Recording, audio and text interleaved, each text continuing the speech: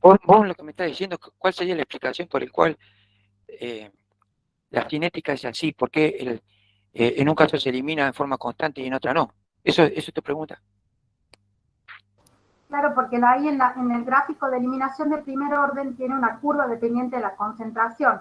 Primero se elimina una concentración alta a tiempos bajitos y después va descendiendo hasta que se va haciendo como asintótica la eliminación. Va como tomando una forma recta a medida que pasa el tiempo. ¿Cómo lo interpretamos a esa eliminación? Como si los canales se fuesen saturando. Yo pienso que, ¿se acuerdan? Perdón. ¿Se acuerdan que el otro día, a ver, ¿cuándo fue? Me parece que el último teórico habíamos visto que en la parte renal estaba la filtración, la reabsorción, que había distintos procesos. ¿Sí? Sí, profe. Bueno, el juego de esos procesos depende de esos procesos que el fármaco tenga una eliminación u otra. Dicho de otra manera, si se elimina solo y no se reabsorbe, tiene un compartimento. Si un fármaco parte se elimina y parte se reabsorbe, va a tener otro compartimento como seguramente son estos.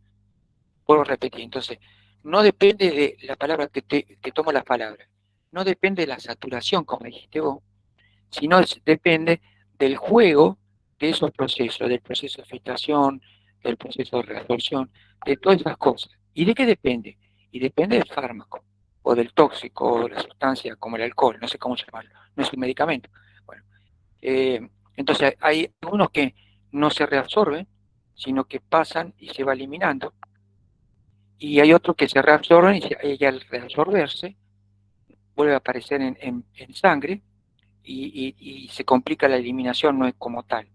Entonces yo pienso que, contestando tu pregunta, depende del juego de los procesos, filtración, reabsorción. O sea, la consideramos como una gráfica producida por el equilibrio de todas esas variables, una Es tal cual, frecuencia. Ah, tal cual, Emilia. gracias, profe. A vos. Bueno, ¿alguna otra preguntita, por favor, antes que continuemos, por favor? ¿No? ¿Listo? Bueno, sigamos.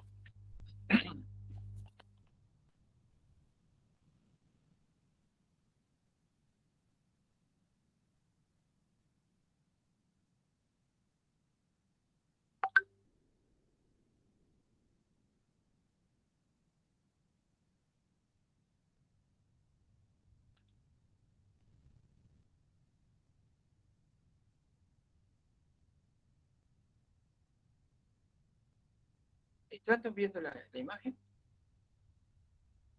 No, profe.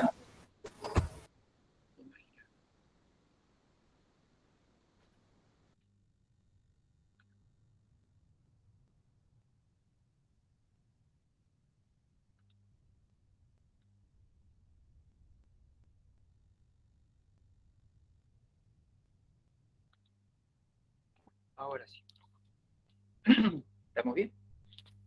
Sí, profe, ahora sí. Gracias. Bueno, entonces. Bueno, estamos en esta partecita donde recién les dije cómo a través de una fórmula compleja hacemos formulita más simple, de la recta, solamente pasamos todos estos valores a logaritmo neperiano o logaritmo decimal. Resumen, considerando que el fármaco en un compartimento puede tener dos conductas, tenemos esto. La cinética de, de orden cero sería la primera que vimos, o la cinética de primer orden, que se puede transformar de primer orden esta curva en una recta si modificamos el eje de la sí, en definitiva. En este caso se pasó de concentración al logaritmo decimal. Este es como un resumen. Parámetro farmacocinético. ¿Qué información se puede obtener de estas curvas de concentración, plasmática del fármaco en función de tiempo? Bueno, acá está un poquito que no se ve, perdón. El primero que podemos obtener de estos gráficos, de estos famosos gráficos que recién vimos, es la concentración a tiempo cero, C sub 0. Es decir, si yo, imaginemos que me tomaron sangre a partir de acá, de este valor, yo hago el gráfico y con la regla continúo la recta y me voy hasta acá y corto acá este punto y voy a encontrar la concentración al tiempo cero. Entonces, uno de los datos que podemos obtener con estas gráficas, repito, es la concentración, después vamos a ver por qué es importante, es la concentración a tiempo cero. Se puede obtener del gráfico y también matemáticamente. ¿Cómo? Podemos obtener del gráfico, sería extrapolando con la regla continuo y corto, o a partir de la recta, de la ecuación.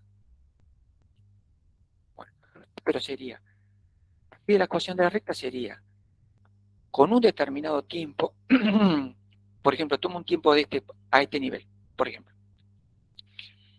A este nivel tiene una determinada concentración, ¿estás de acuerdo? Para un tiempo, una concentración.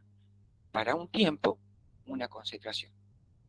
Entonces, yo despejo esto que está restando, pasa al otro lado sumando, y yo dije, para un tiempo, una concentración, esto lo saco de la recta, y la constante de eliminación en la pendiente, de esa forma, con la recta, puedo obtener la concentración inicial. Por eso que repito, la concentración inicial se puede obtener del gráfico, extrapolando, continuando con la recta, o matemáticamente despejando de esta ecuación. ¿Alguna duda, por favor? ¿No? Continuemos. Entonces, ¿perdón? Profe, disculpe, esa K eliminación es constante, dijo, de la fórmula, constante de eliminación. Sí, la KL es una constante de eliminación. Significa que para cada medicamento va a tener una pendiente y va a ser propia esta constante del medicamento. Esta constante, ¿cómo la calculamos? Es la pendiente, que ahora lo vamos a ver. Como cualquier pendiente en matemáticas, podemos calcular esta pendiente, o sea, la constante de eliminación. Como la pendiente es negativa, no es positiva, la constante de eliminación es negativa. Y repito el concepto, para calcular esto, la concentración al tiempo cero, esto me molesta, lo tengo que despejar.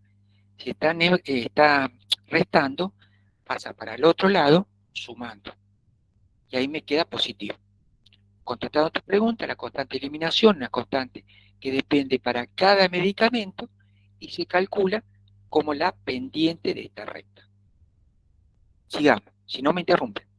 Entonces dije que según la cinética de orden cero o de primer orden, podemos calcular a través de los gráficos la concentración inicial. Esta se lo expliqué recién, y la de cinética de primer orden la transformo en una recta, ya sabemos cómo, y también de la misma forma, si tengo estos valores experimentales, con la regla continúo, choco acá en el valor este de la psi y me da el valor de la concentración inicial. Es de la misma forma. Esto es a través de la gráfica. Entonces, una forma, uno de los parámetros es averiguar la concentración plasmática al tiempo cero. Dijimos que se calcula, resumiendo, por matemática, perdón, por el gráfico, esto, por matemática. Despejando. Si es logaritmo, es la misma historia, pero siempre despejando. Es muy fácil. Si tienen duda, lo vemos. Digo, primer parámetro, podemos calcular a partir de las curvas concentración plasmática tiempo cero. Segundo, otra cosa que podemos calcular, lo que preguntaba recién, la constante de eliminación. La constante de eliminación se calcula como la pendiente. Se puede, como dice acá, se puede obtener del gráfico o matemáticamente. Del gráfico, a ver si está acá. Bueno, acá está el gráfico. Por ejemplo, del gráfico, ¿cómo hacemos para calcular el gráfico? Esto es matemática. Cuando lo que tenemos que hacer es, ven que acá hay cuadraditos, significa que estos son los números de los que informó el bioquímico cuando me sacó sangre, estos valores. A este tiempo encontró esta concentración, a este tiempo esa concentración. ¿Me va siguiendo? Y después unimos todos estos valores del bioquímico y construir la recta. Cuando queremos calcular, la constante de eliminación a partir del gráfico, tengo que tomar, esto no está correcto, tengo que tomar cualquiera de estos valores, los valores del bioquímico, ¿correcto? Para colocar acá. Por ejemplo, el valor 2 sería, el logaritmo del valor 2 sería 2, supongo que sería este valor, o sea que el logaritmo de la concentración plasmática de este valor, que supongamos que es 10, menos la concentración del valor, supongamos de este valor, que supongamos que es 80, sobre, me va siguiendo, si tomé este valor, corresponde a este tiempo, y si tomé este valor, corresponde a este tiempo. Lo reemplazo acá, y me da un valor negativo. ¿Todos me siguieron? Entonces, conclusión, esto es básicamente calcular la pendiente, tomando dos de los cualquiera de estos valores, dos, nada más que dos, puedo calcular la pendiente, y la pendiente es el valor de la constante de eliminación. Por supuesto, valor positivo, que fisiológicamente eliminamos el concepto en valor positivo. Y la otra forma, una es gráfica, y la otra forma sería despejando matemáticamente, igual que el resto. O sea, conclusión, para redondear, la concentración inicial y la constante de eliminación la puedo calcular por gráfico o matemáticamente. Todas, por favor. Profe, y acá en el caso donde dice concentración plasmática tiempo cero, podríamos tomar, una vez calculada esa constante de eliminación, reemplazarla en la ecuación de... Gracias por preguntar. No, siempre que se trabajan con estos datos, se trabajan con datos reales. La extrapolación que vos hacés es un dato aproximado, no es real. No te lo tomó un bioquímico, te lo midió. Fue un dato que vos seguiste con la regla y dijiste, este es el valor. Muy buena tu pregunta y gracias. Los valores que se utilizan acá son los valores reales que aparecen en el gráfico, valores que me dio el bioquímico cuando me sacó sangre. Gracias por preguntar. Muchas gracias. Tercer parámetro. Fíjense todas las cosas que podemos calcular con los gráficos. Área bajo la curva. A, B, C. ¿Qué es el área bajo la curva? El área bajo la curva indica la cantidad de fármaco que llegó a la circulación general. Repito, la cantidad de fármaco que llegó a la circulación general. O sea, para un fármaco administrado por vía intravenosa, ¿cuál es la cantidad de fármaco que llegó a la circulación general? Y el 100%. ¿Por qué? Porque no hay absorción. No hay posibilidad de que alguna barrera me haya parado la absorción del fármaco. Porque cuando administro el fármaco por vía intravenosa, lo estoy colocando en el circuito. Y lo estoy colocando el fármaco en la autopista de la circulación general. Entonces, solamente por vía intravenosa se obtiene el 100% de la dosis circulando. ¿Entienden este concepto, por favor? Sí, profe. Gracias. El resto es totalmente diferente a la intravenosa. Esto es para intravenosa, distinto no intravenosa. Fíjense, me colocan un medicamento, un antibiótico de 4 miligramos por vía intravenosa. ¿Correcto? Entonces, me lo administro, comienza a sacarme sangre, es esto. En la famosa área bajo la curva, sería lo que queda bajo la curva. ¿Qué es esto? Fíjense, fíjense qué distinto. Tomo los 4 miligramos que me puso la jeringa, la enfermera, ahora me hacen un preparado con 4 miligramos por vía oral. Vía oral. concentración en función del tiempo, subida, meseta y bajada. Fíjese que la concentración, perdón, el área bajo la curva, qué chiquita que es con respecto de esto. Totalmente, ¿no? ¿Cómo se explica esto? ¿Alguien me puede decir por acá por qué hay más más áreas y acá menos áreas? Por favor, ¿quién me puede explicar? Tal cual, ni más ni menos. Por la absorción y el metabolismo. Podemos imaginar, por ejemplo, que este medicamento que me dieron 4 miligramos, algo se absorbió y algo se fue por materia fecal, que algo que se absorbió pasó por el hígado, lo metabolizó y finalmente de los muy poquitos llegó a la circulación general. ¿Correcto? Entonces, ¿se acuerdan? Este concepto es el mismo que una vez se planteó cuando yo le conté fenómeno del primer paso y alguien me dijo, bueno, ¿cómo lo podemos solucionar? Inhibiendo las enzimas, nos fuimos por tanta gente. Y yo le dije, no, podemos aumentar la dosis. Y ahora viene lo mismo, ese concepto. Entonces, si yo tengo una concentración chiquita y el laboratorio dice, no, con esto no me alcanza, no alcanza la concentración mínima efectiva, preparemos un comprimido de, en vez de 4, 20 miligramos. Entonces, ahora sí podemos compararlo con la intravenosa. ¿Me va siguiendo? ¿Sí o no? Sí, profe. Sí, Bueno, profe. muy bien. Pero ahora vayamos al concepto este. Comparo intravenosa con vía oral, con la misma concentración, 4 miligramos. 4 miligramos, esta es la área bajo la curva, 4 miligramos, esta es la bajo la curva. Por lo tanto, el área bajo la curva por vía oral, menor, si está todo de acuerdo, que por vía intravenosa, por supuesto. Lo vemos acá claramente. Muy pocos casos, repito, muy pocos casos. Si tomamos un fármaco por vía oral, da igual área bajo la curva que si me lo administra la enfermera por vía intravenosa. Generalmente así, pocas veces así. ¿Se entendió? Sí, profe. Gracias.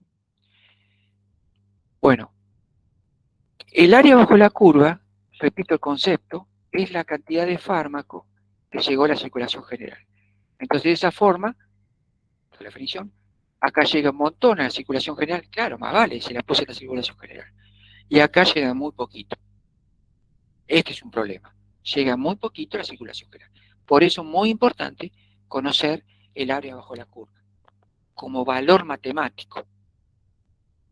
Hablando de matemático, ¿cómo podemos calcular el área bajo la curva? O sea, lo que está en negro. O sea, por vía oral, por vía intramuscular, por vía subcutánea, como quieran ustedes, vamos a tener una subida y una bajada. Solamente por vía intravenosa, solamente bajada. Sigamos. Entonces, repito, la pregunta, ¿cómo podemos calcular el área bajo la curva de un medicamento por vía oral, intramuscular o subcutánea? Matemática. Usamos integrales. Exactamente. Una alternativa, la más complicada de todas, es usando integrales. Entre la integración entre este valor y este punto, las famosas integrales. El otro método, el famoso método de los trapezoides, a ver si está acá. Sí. El método de los trapezoides dice así. Si nosotros tenemos este gráfico, cortamos a igual tiempo, por ejemplo, hora, y nos vamos por arriba. Cortamos acá, acá. Y esto, lo que nos queda, si tomamos cada uno de estos dibujitos, el dibujito 1, 2, 3, esto es muy parecido a un trapezoide. Y trapezoide, matemática, dice que la superficie de un trapecio es base por la altura sobre 2. Base por la altura sobre 2. Esto es matemáticamente cómo calcula la superficie de este pedacito, de cada uno de estos pedacitos que son trapezoides. Entonces, calculo esto con una regla. Esto sobre 2. Esto sobre 2. Y así hago todo esto. Y de esa forma calculo el área bajo la curva. ¿Se entendió? Uno es más complicado, hay muchos métodos. Uno más complicado, integración, y otro menos complicado, papel, lápiz, regla, y el método del trapezoide. Bueno, esto es todo lo que vimos, vamos viendo. Fíjese la cantidad de información que nos da el área en las curvas dosis respuesta. Perdón, la curva concentración en función del tiempo. Seguimos obteniendo de ese gráfico un montón de datos matemáticos. Esa es la idea. Ahora pasamos a la biodisponibilidad. Ya nos dan la idea de que disponibilidad de quién, del fármaco en nuestro cuerpo. Está muy relacionado con lo anterior. La biodisponibilidad está relacionado con la cantidad, repito, del área, de la cantidad del fármaco en nuestro cuerpo. Por lo tanto, se calcula el área bajo la curva del fármaco que queremos estudiar, ya sea por vía oral, intramuscular, lo que sea, relacionado siempre con el intravenoso. Siempre acá va intravenoso y acá por vía oral. Y hacemos esta relación. Oral, subcutánea, lo que sea, repito, sobre el intravenoso, porque es el mejor de todo, el que se absorbe todo, el que queda totalmente disponible el fármaco. Dice acá. Lo que quiero decir es lo siguiente. En el mejor caso, que son pocos, el área bajo la curva por vía oral, en el mejor caso, repito, que no son todos, coincide. Este es un valor que es igual a este valor. Si este valor es 20 sobre 20, nos queda 1. ¿Están todos de acuerdo? ¿Sí o no? Sí, profe. Bueno, en los casos generales, el área bajo la curva, si están de acuerdo conmigo, va a ser más chiquito que este valor. O sea que este numerito va a ser más chiquito que este valor. Por ejemplo, y 2 a 4. 2 arriba y 4 abajo. O sea, menos que 1. 2 sobre 4 va a ser un valor menos que 1. Por lo tanto, cuanto más chiquito sea el valor, menos que 1, va a decir que este medicamento, la biodisponibilidad es mala, es más baja. Repito, el 1 es lo máximo. Este valor igual que este valor. Habla muy bien del fármaco. Cuanto es menor que 1, quiere decir que no es tan bueno la biodisponibilidad. Cuanto más alejado del 1 esté, menos disponible, cantidad disponible del fármaco hay. Por favor, ¿dudas? Profe, suponemos siempre la misma dosis, ¿no? De que es una dosis esimolar. Sí. Exacto, muy bien. Exactamente. No, muy bien, gracias. Profe. Para. El último que habló, primero que no te escuché bien y aparte quiero responder a tu compañera. Si yo comparo distintas dosis, comparar pera con manzana, si es hacer trampa. Yo tengo que poner acá 4 y acá el valor de 4. Esto con esto. Muy importante, todas las preguntas que hace se lo agradezco. Sinceramente se lo agradezco. El último alumno que no lo escuché, ¿qué pregunta decía? Perdón. No, profe, una compañera pone en el chat si lo puede volver a repetir. Con todo gusto.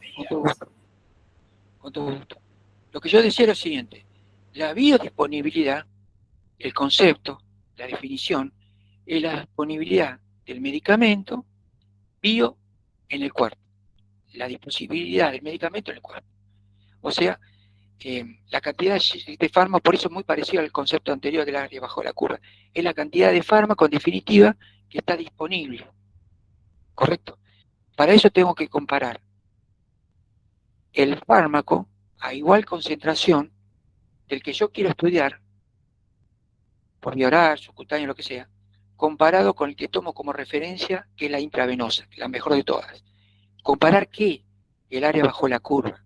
Entonces comparo el área bajo la curva de ese medicamento, que yo quiero saber cuál es la biodisponibilidad, si es buena o mala, por una determinada vía, comparado con el que es patrón, referencia, es a la misma concentración de ese fármaco, pero administrado por vía intravenosa.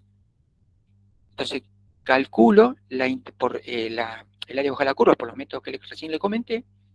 Entonces nos queda un numerito y acá un numerito más chiquito y nos da un valor. Lo que dije recién es, generalmente este valor es más chiquito que este valor, excepcionalmente ocurre a veces, el área bajo la curva por una vía no intravenosa es igual a la vía intravenosa. Y este valor, si son iguales, nos queda 1. 50 y 50, 1. Si este valor en general es más chiquito, no va a ser 1, sino va a ser en general menor que 1.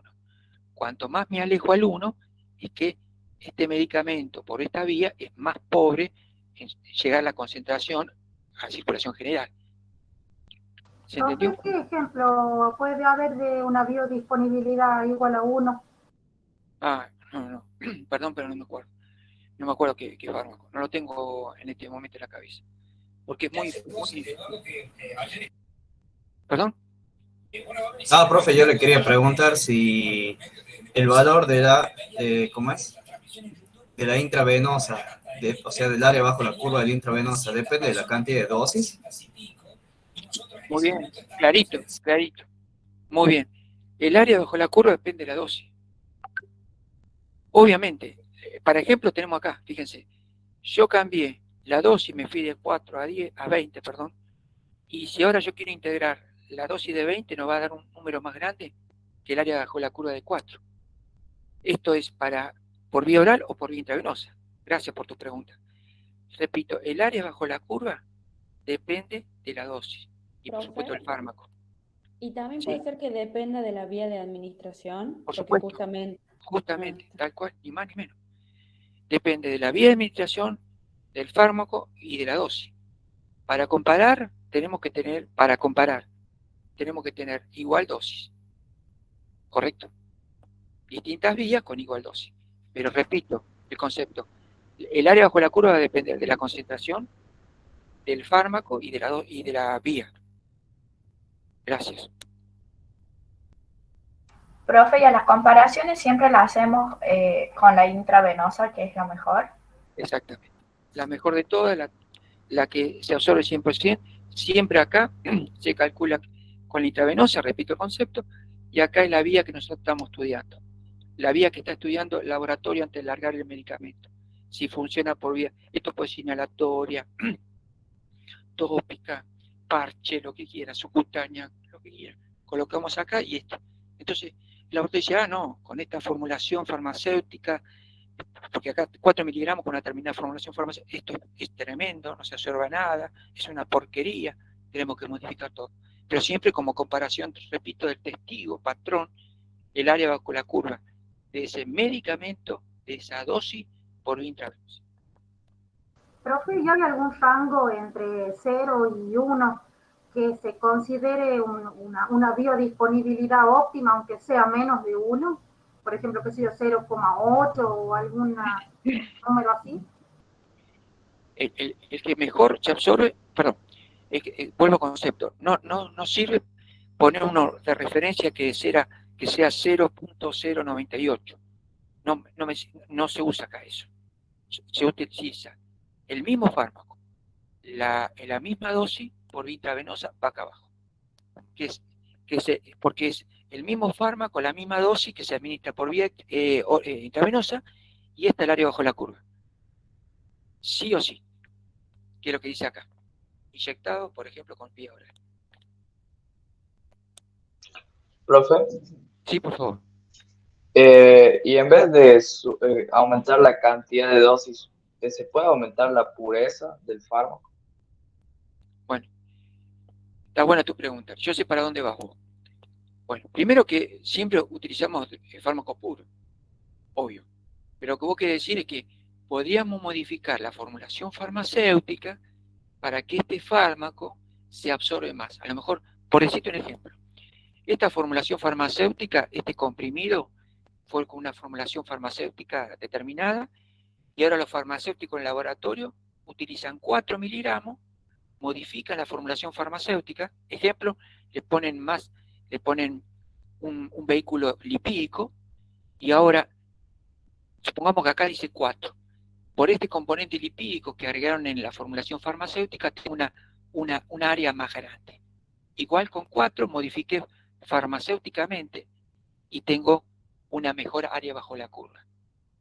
Eso es correcto, es posible. Pero siempre cuando vos utilizaste la palabra puro, siempre utilizamos drogas puras. Siempre. Lo que modificamos es la formulación farmacéutica. Otra pregunta, por favor, chicos. ¿No?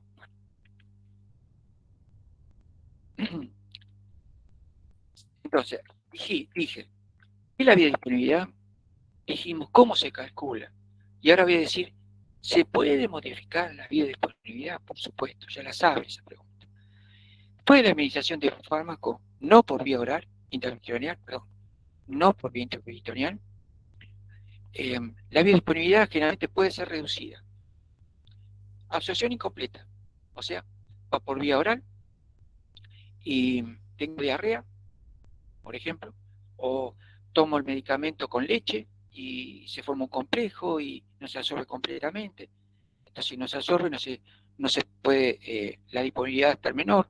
Si tengo diarrea, no se absorbe completamente, la disponibilidad se va menor. El otro problema, porque puede ser reducida la vía de disponibilidad, el famoso metabolismo primer paso que ya vimos, puede metabolizarse mucho y quedar poco disponible.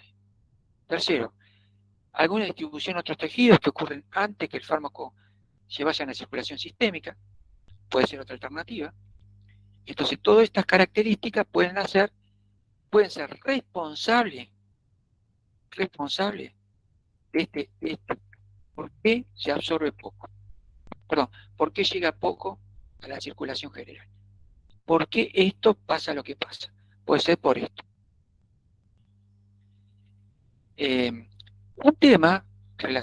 Un parámetro relacionado con la biodisponibilidad, es decir, relacionado, es la fracción biodisponible. Otra forma matemática de presentar el mismo resultado.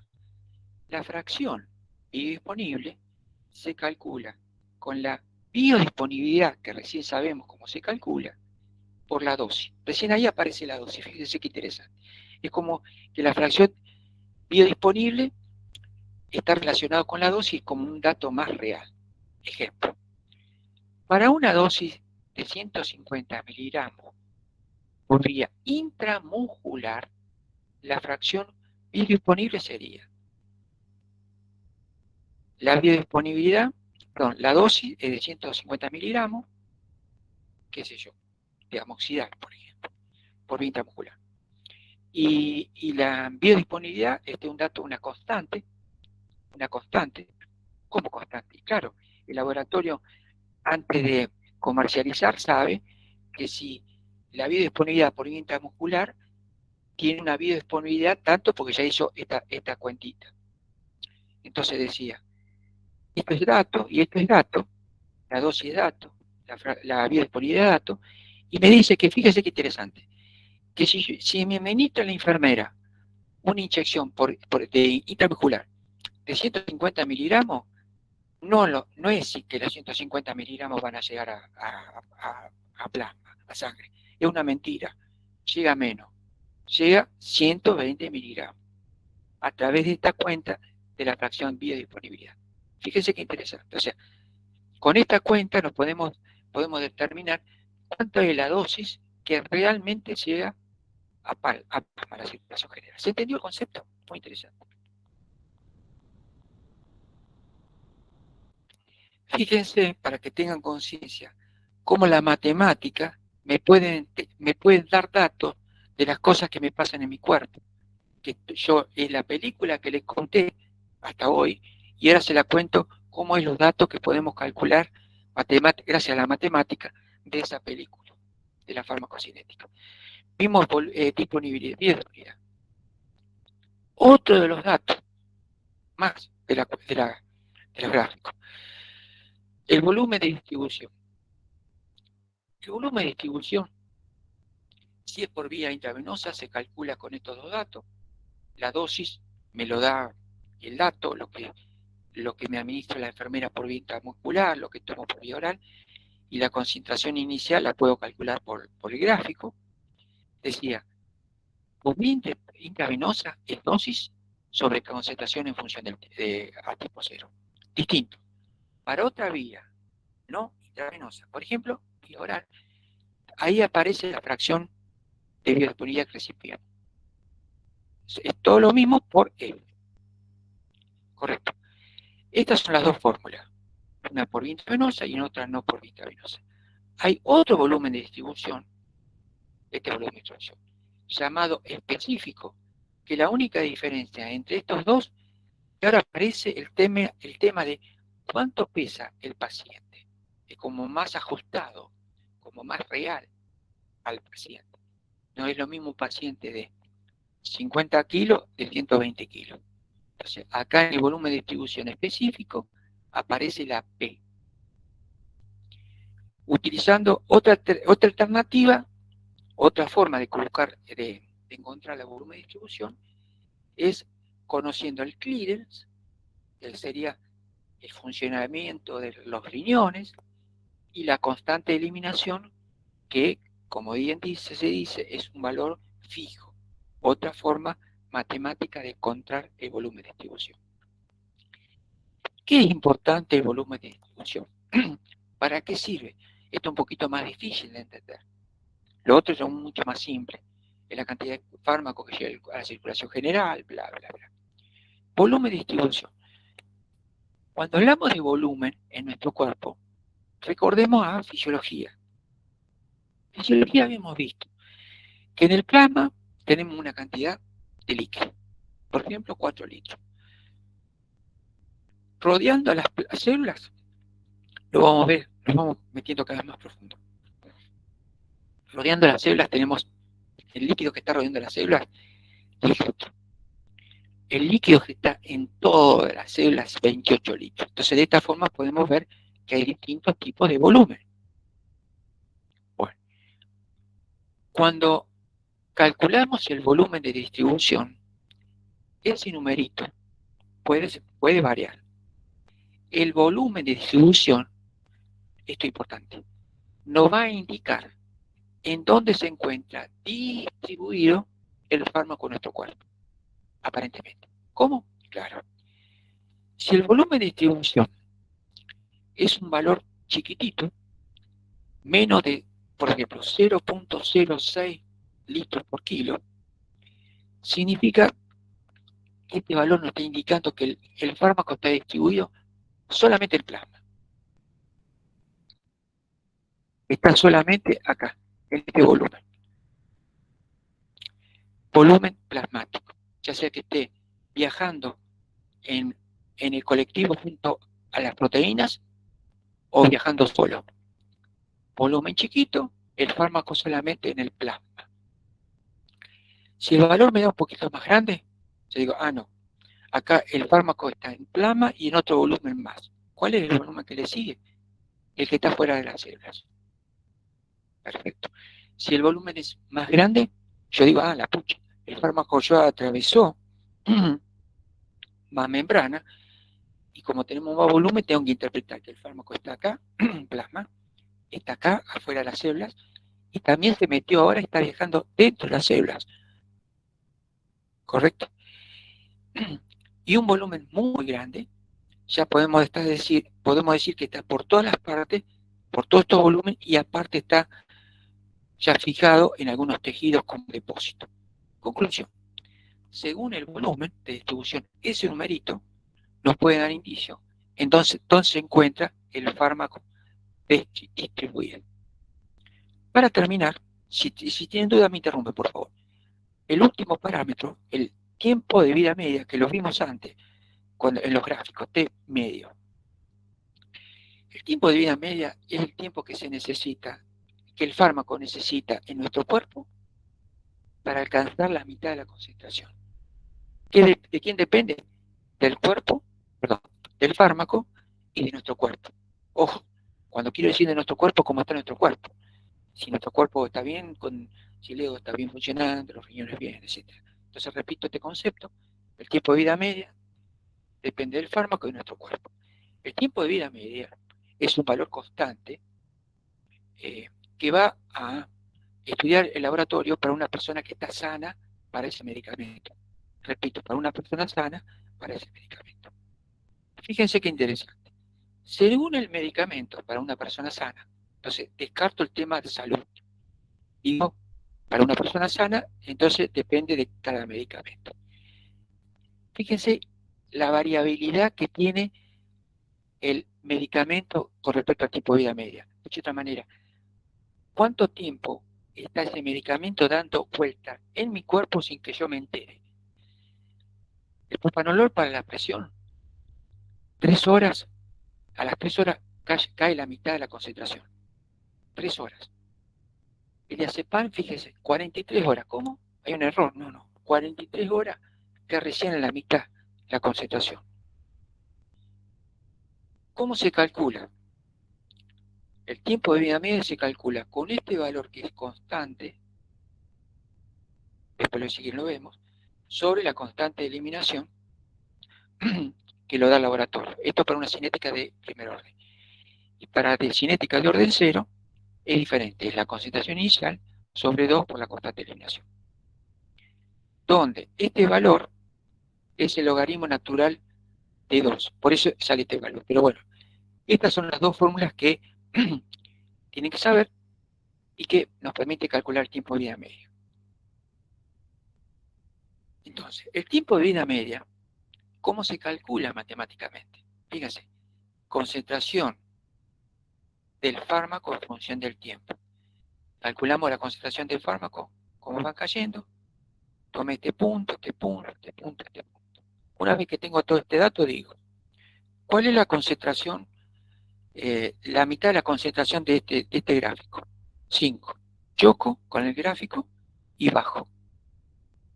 Y me da, de 10 bajé el 5, la mitad de la concentración en plasma, y me da que para este medicamento el tiempo de vida media, si están de acuerdo conmigo, es 4 horas. A las 4 horas, después de incorporarse el medicamento en nuestro cuerpo, baja la mitad. ¿Me va siguiendo? ¿Por qué es importante este tiempo?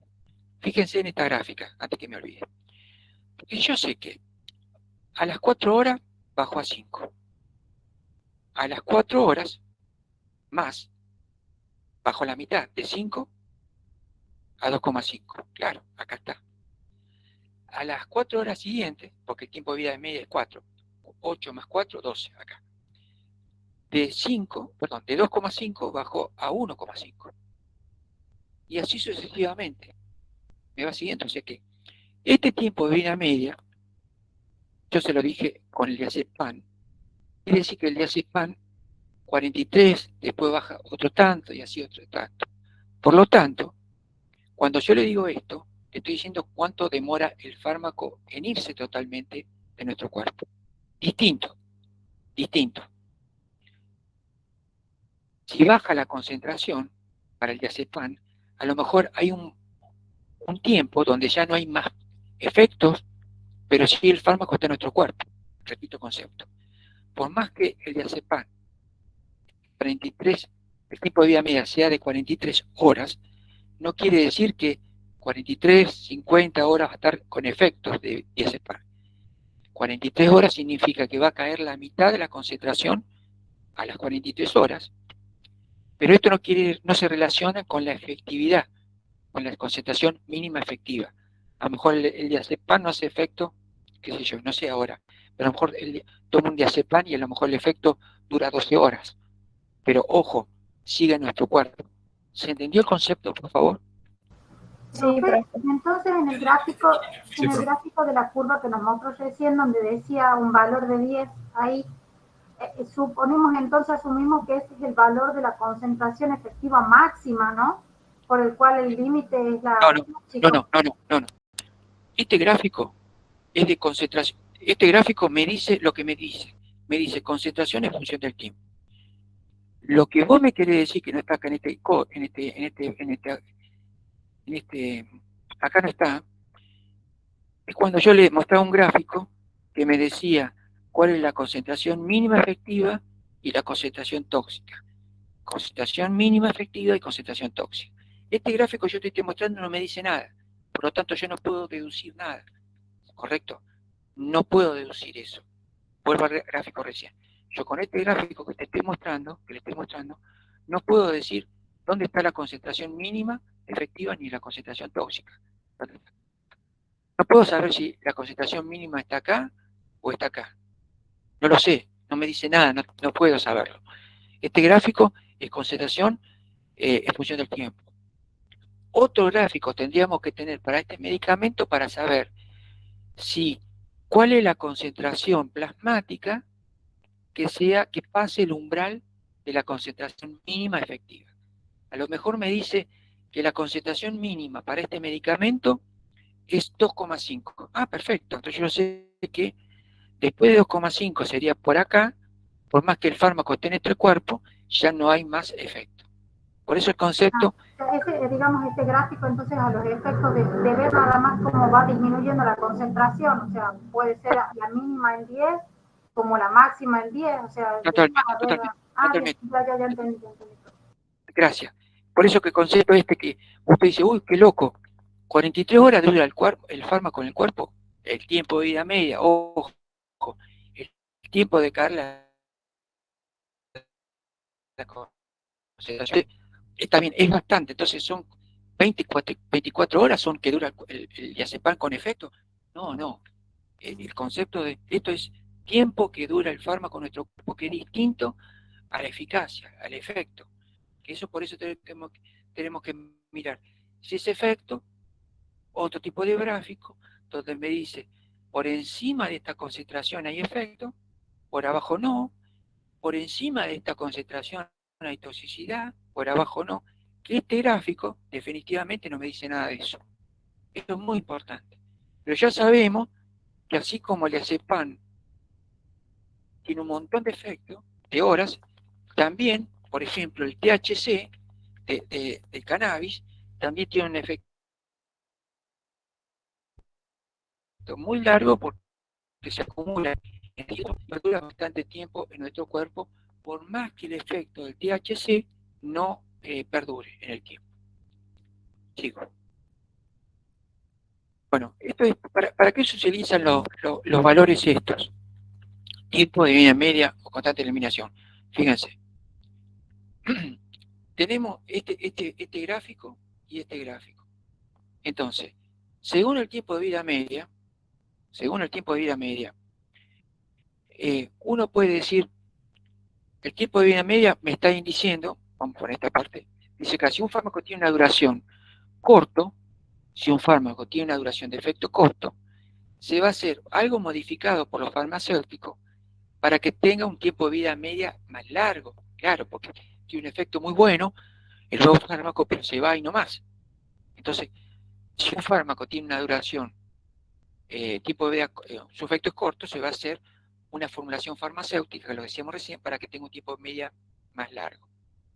Y lo ideal es una constante más chiquita, para que no se vaya rápidamente. Si un fármaco tiene un efecto bueno, pero es un poco tóxico, va a ser al revés. Se va a diseñar una formulación farmacéutica que tenga más chiquito el tiempo de vida media, que dure menos en nuestro cuerpo y que tenga una gran constante eliminación. ¿Se entiende el juego de estos valores que son constantes? Pero ojo, son constantes para una formulación farmacéutica. Podemos jugar con la formulación farmacéutica y modificarlo antes que el laboratorio comercialice ese producto. Entonces acá tenemos un tiempo de vida media con dos fármacos diferentes. Este que rápidamente se va y este que lentamente se va. Obviamente que vamos a elegir este gráfico donde lentamente se va, tal vez este sea más lento, pero que no llegue a la concentración, pasa a la concentración tóxica. O sea, por eso la importancia de esta constante. ¿Qué ocurre con la concentración plasmática de un fármaco cuando se administra varias dosis? Si un fármaco se administra una dosis de 100 miligramos, cada tiempo de vida media, que es lo que yo le decía recién, lo habíamos visto antes. Tomo una dosis de 100, entonces tomo la dosis, alcanza 100, cuando va a caer el tiempo de vida media acá está el tiempo de vida media, al tiempo de vida media que cae la mitad de la concentración, tiempo de vida media, y si yo acá tomo otro comprimido de 100, como tenía 50 y tomé 100, se me va ahora a 150. De 150, tiempo de vida media cae 150 a la mitad, 75. Segunda comprimido de 100, sube a 175, me queda esto. Hasta que llega un momento, tiempo estacionario, y ahora lo entiende mejor, que voy tomando y se alcanza un equilibrio que es igual lo que entra que lo que sale, mientras que yo tome el antibiótico en forma regular. ¿Se entendió ahora? Dicho de otra manera y explicado con el tiempo de vida media. Por favor, ¿lo entendieron? Sí, profe. Bueno, entonces, este gráfico de dosis múltiple, el caso del antibiótico, se lo expliqué en definitiva de dos formas distintas. Ahora se lo explico con el famoso tiempo de vida media. Y esto es más de lo mismo, después de haber administrado 4 o 5 dosis, que dice acá, ya se alcanza el equilibrio. Y esto es más de lo mismo que lo expliqué recién. Bueno, ¿por qué es importante el estado, el famoso, la meseta? Bueno, dije que la meseta se alcanza después de 4 o 5 veces el valor de tiempo de vida media, y es importante porque es igual a que entra, el fármaco que entra, que sale, y es importante porque a este nivel comienza la respuesta clínica efectiva. Si es un antibiótico, comienza acá a una lucha efectiva contra la infección que tenemos. Bueno, voy a dejar acá, esto es más complejo. Bueno, ¿alguna duda, por favor? Por favor. La cara de dormido, aburrido, contento, triste. Le escucho. Bueno, no se asusten, esta es una sola clase de matemática, una clase y media. Después seguimos con la farmacología. Bueno, entonces conclusión, para redondear, modificamos la fecha del examen, quedó el miércoles. ¿Qué más? Con otra de las cosas, habíamos quedado con los compañeros de ustedes que le voy a enviar el teórico anticipadamente. Y bueno, y otra cosa no. No sé si quieren preguntar algo, por favor. Estoy medio despeinado. Le escucho.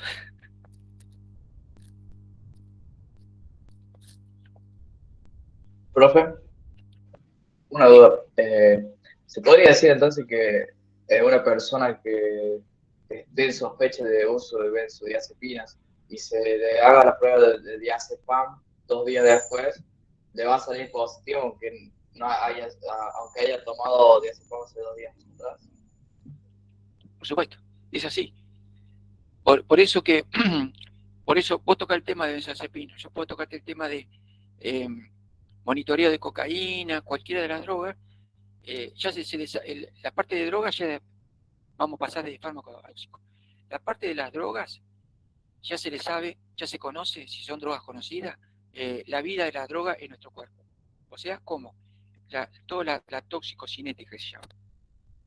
De esa forma, y haciendo referencia a lo que vos decís, ya se sabe que por más que yo consumí un día solamente cocaína, puede dejar rastros por el tema de tiempo de vida media en mi cuerpo, y a los 2 días, no me acuerdo ahora el periodo, me puede dar positivo el test de cocaína, por la explicación que vos estás dando, por el famoso tiempo de vida media, que, dicho de otra manera, puede ser que el efecto de la cocaína ya no exista, pero me puede dar positivo aún en mi cuerpo. ¿Alguna duda, por favor? De nada. Bueno. Buen fin de semana. Profe, No se olviden de asistencia, por favor, asistencia. Ya la pusimos, profe, en el chat mientras usted comenzaba la Bueno. clase. Listo, ya me fijo, ya la leo y ya la copio. Perdón, ¿qué me decían? no, yo le quería preguntar si puedo quedarme un ratito para hacer una pregunta. Con todo gusto. Gracias.